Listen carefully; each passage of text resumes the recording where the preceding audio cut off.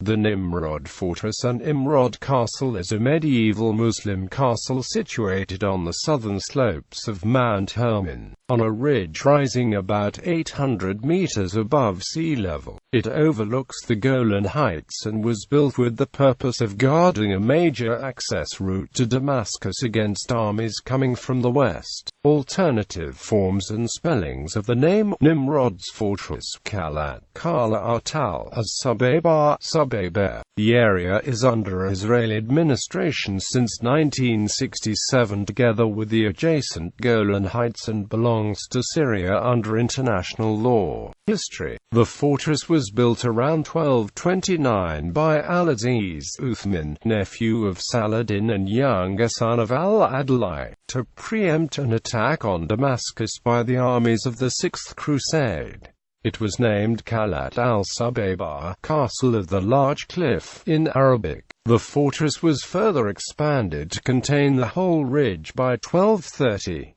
In 1260 the Mongols captured the castle, dismantled some of its defences and left their ally, the son of Al-Aziz Uthman, in charge of it and the nearby town of Banias. After the subsequent Mamluk victory over the Mongols at the Battle of Ain Jalut, Sultan Baybars strengthened the castle and added larger towers. The fortress was given to Baybars' second-in-command, Beylik.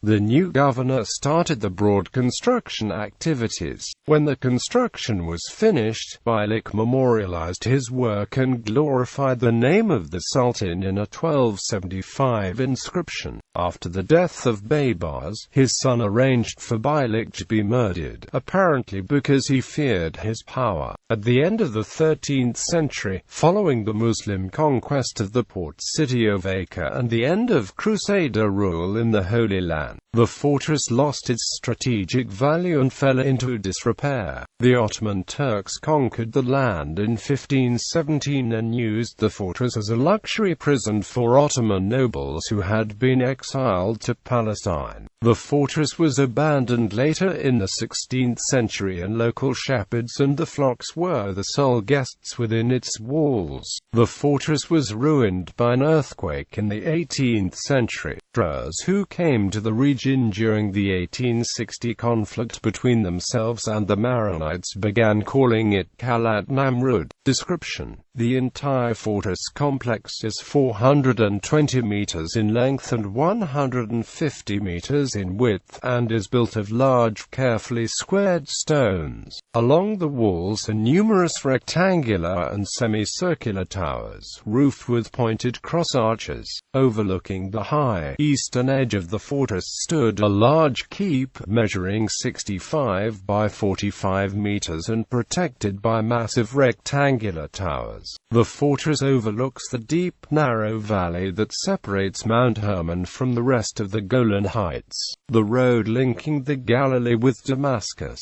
and the former Crusader town of Banias. Current condition: today the site is administered by the Israel Nature and Parks Authority, and visitors can explore the excavated and restored portions of the fortress.